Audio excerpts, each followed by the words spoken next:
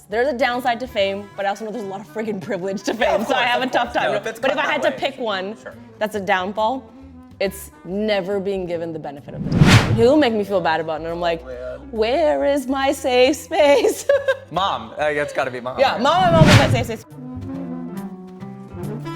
In 73 questions, you alluded to the fact that there might be a downside to fame. Is there a downside to all this fame? There's a downside to everything. I think everything is a double-edged sword. What is the downside to fame? This whole podcast, have we not talked about that? The whole thing. Okay, the downside. I'll tell you. If I had to pick one thing, and I'm sorry, I'm gonna have to preface. I am gonna have to preface. There's a downside to fame, but I also know there's a lot of friggin' privilege to fame, so I have a tough time. But if I had to pick one that's a downfall, it's never being given the benefit of the doubt. Like, you are not treated like a human when you're in the public eye. You're truly not. Because parents will teach their kids it's bad to bully, don't bully, and then they'll make fun of the Kardashians. You know, they'll be like, oh, don't treat people like this, except if the person's famous. There's always an asterisk there. If the person's rich and famous, you can say whatever you want to them. So it's people don't treat you like a human. You know, if you meet someone on a day, if anyone meets someone on a day, you might think, oh, this person might have acted that way because maybe they're tired, maybe they had a bad day. Sure. That guy's an asshole. I remember one time I was walking through the airport, I kid you not. This is factually what happened. It was 6 in the morning. I'm tired already as hell. in a bad mood, yeah. Tired as hell. I was going through security. This is literally what I did. I took my laptop out of the tray and I walked through the security thing. And this girl looks at me and she goes, wow, you're so much different than online. And I'm like, wait, what? All I did was walk through the thing. I didn't say anything, we exchanged no dialogue. But I guess I didn't walk happy enough or seem like the TSA person or the actual person just like that scans you, you know? And I was like, wait, what? And the whole rest of that trip I was like, am I exuding like an energy that's not right?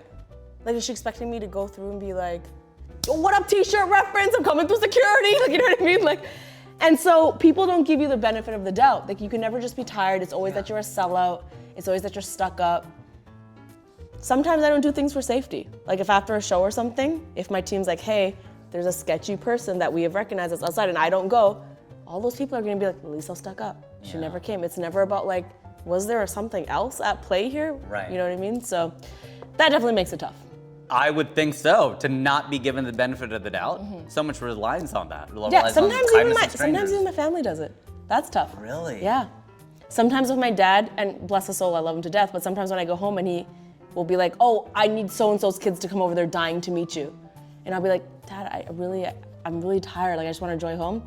Wow, you're supposed to thank fans that do things for you. And he'll make me feel bad about it, and I'm like, where is my safe space? Mom, it's gotta be mom. Yeah, my mom is my safe space. My dad still calls me Superwoman.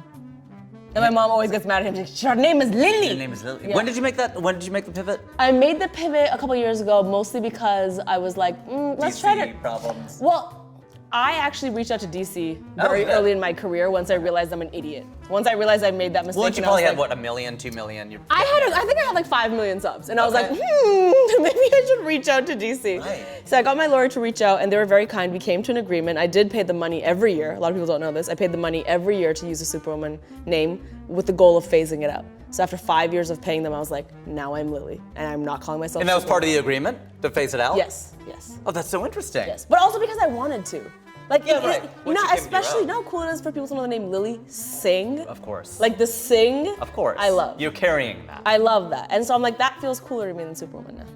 It is. Yeah. I keep looking into this camera. I don't even know if this is my angle or my shot. This could not even be on. I don't even know. It may not could all be. be a lie. It may, yeah, it's all Okay. made up.